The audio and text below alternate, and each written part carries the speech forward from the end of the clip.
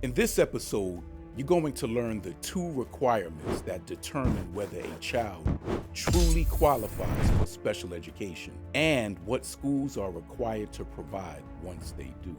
In episode 1, you learned most children, with or without disabilities, can be successful in general education without any special education services. This can only be done when effective tiered interventions are implemented properly and consistently. Schools are required to have intervention systems in place to help all children. This is the reason we send children to school. Done correctly, special education can change a child's life. Done incorrectly, it doesn't just hurt that child, it strains the entire education system. So here's the real question. What are special education students supposed to receive that they were not receiving when they were in general education? The answer is they must now receive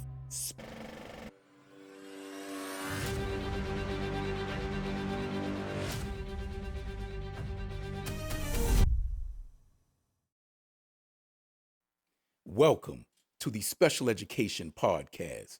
I'm your host, Gilbert Banks. Before we learn the two requirements that determine whether a child truly qualifies for special education, you need a clear picture of how general education is supposed to work when it's done right. In episode 1, we were introduced to a tiered intervention system.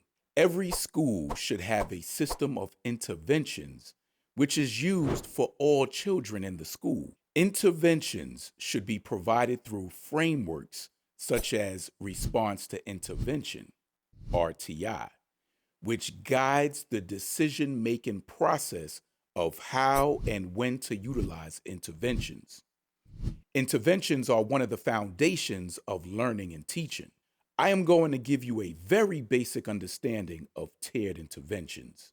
Let me paint a picture for you. And you can probably imagine this, whether you've lived it as a student, seen it as a parent, or implemented it as an educator. It's a kindergarten classroom. Today, in her lesson, Ms. K is going to teach the class how to add single digits.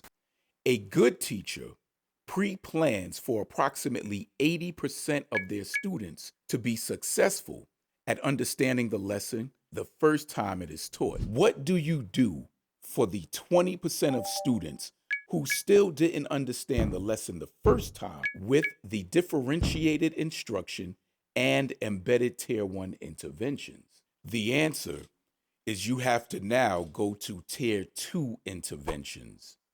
Effective schools and teachers embed strong, differentiated instruction and Tier 1 interventions into the first lessons to automatically account for all of the different learners and for the students who may not understand the lesson when it is taught the first time. If Ms. K's classroom had 20 students and 80% of them understood the lesson, that means 16 students are ready to move to the next lesson, and 4 students are not.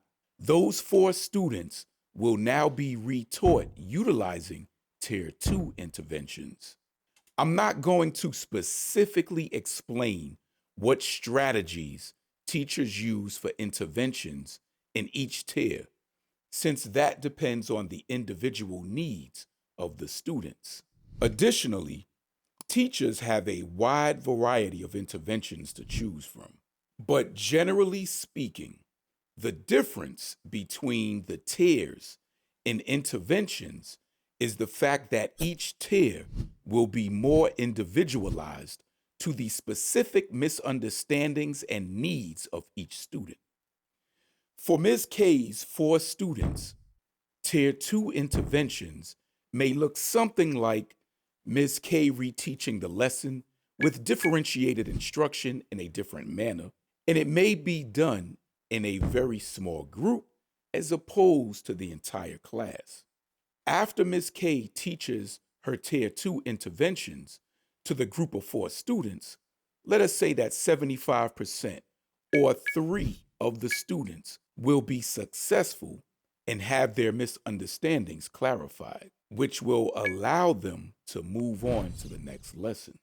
Now, what should Miss K do with the last student who still has not made progress and has not responded to her Tier 2 intervention? Ms. K will now reteach the student using Tier 3 interventions. Ms. K will assess the student, and after the assessment, Ms. K should specifically address all of the misunderstandings she noticed in the assessment. This may look like Ms. K working one-on-one with the student and reteaching the lesson specifically individualized to this student's misunderstandings and needs. If the student is successful, then great. The tiered intervention process has been successful, and the student can now move on to the next part of the lesson. This is how a tiered intervention system is supposed to work, and it is for all students in a school. A big part of the problem in education today is that many educators and parents believe the process I just described is special education. It's not. Whether you're a parent or an educator, I want you to reflect on your last IEP meeting. The majority of IEP meetings, at best, sound very similar to what you just heard. I want you to know what you just heard is not special education. It was interventions, which again are for all children. But we will talk more about this in future episodes. For Ms. K and the student, the question becomes, what should Ms. K do if the Tier 3 interventions did not work? Before I tell you what the next step is, I need you to hear this clearly. The example I just provided is a very simplified version of the RTI framework and the tiered intervention process.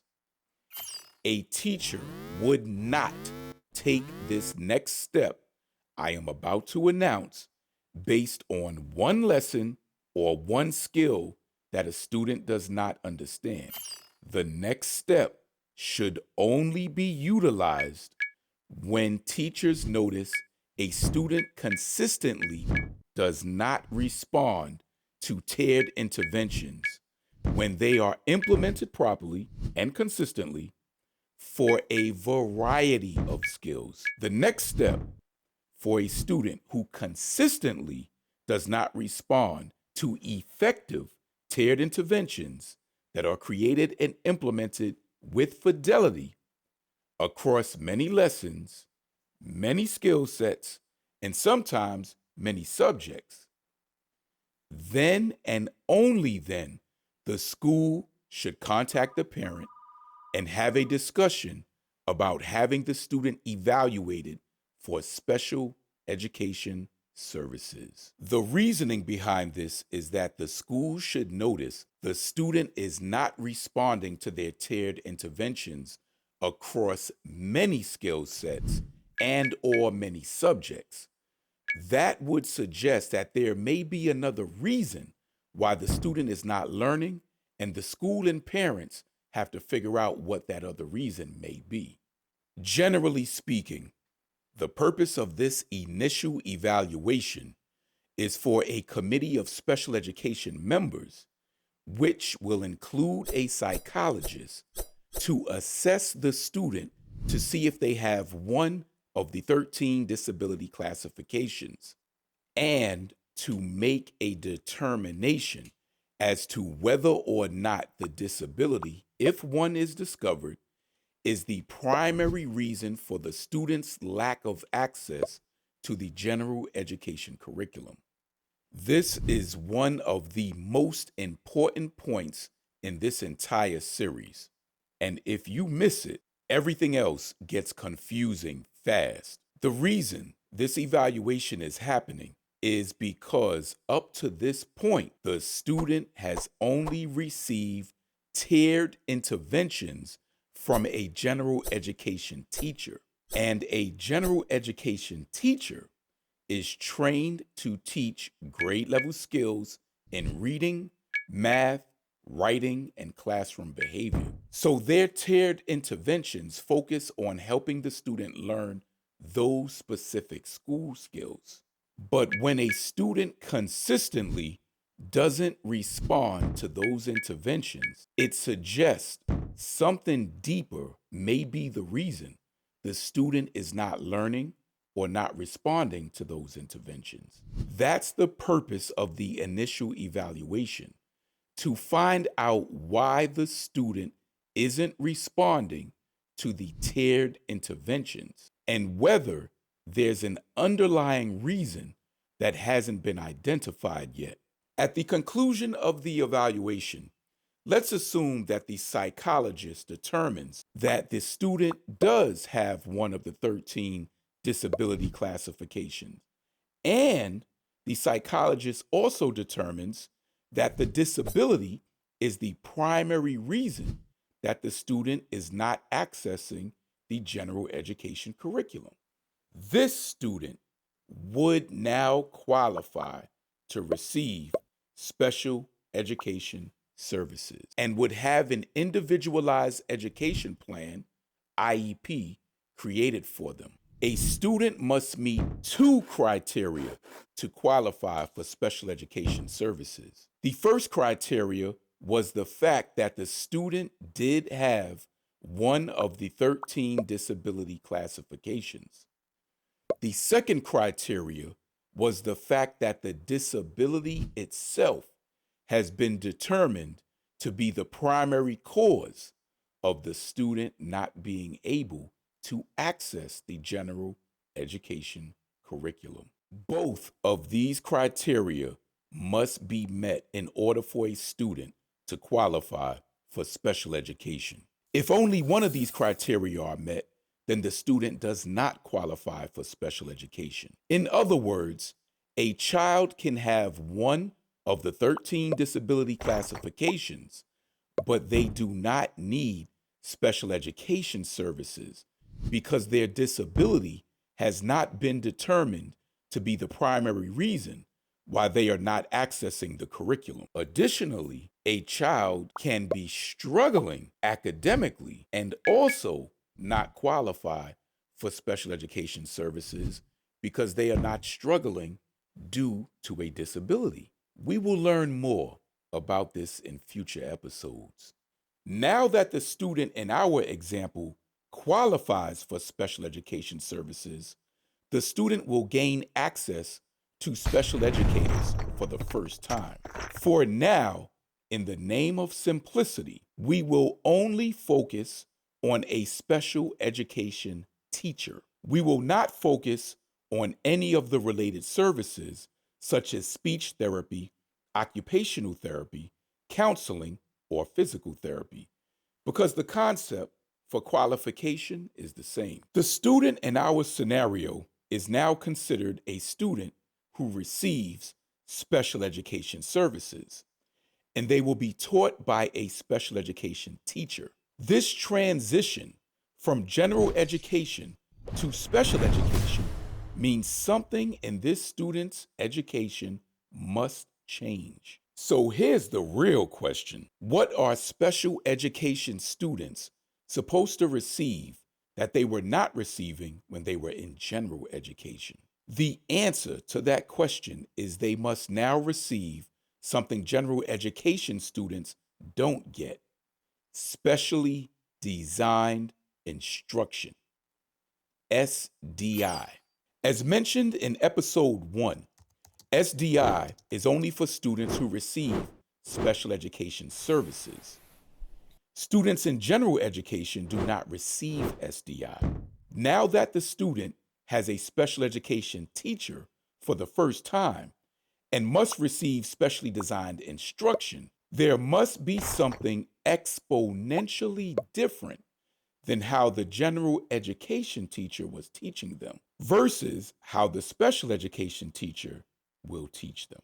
The confusion and lack of knowledge between interventions and specially designed instruction is a major problem in our education system. When the differences between interventions and specially designed instruction are not properly understood and implemented, the educational system starts to fail.